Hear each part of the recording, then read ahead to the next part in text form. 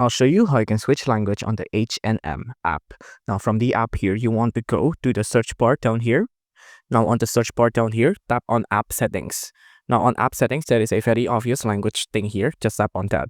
Now right now, I only have two languages, English and Indonesian. If I want to change to Indonesian, I just need to tap on that and then click on save. And then if I want to rechange it again, tap on it and then click on save.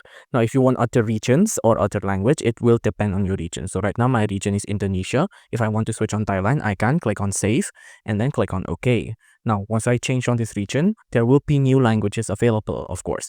Again, go to the thing here, go to app settings, and then on language, now you can see there is Thai. Click on save, and then now my language will be Thai. You can see like that. Now it's just updated and it's like that. If you want to change it back, go to language, go to English, tap on that, and then click on save. If you want other language, make sure your region is available. Right now I only have Thailand and Indonesian. So of course the only language that's gonna be available, it's Thai and Indonesian.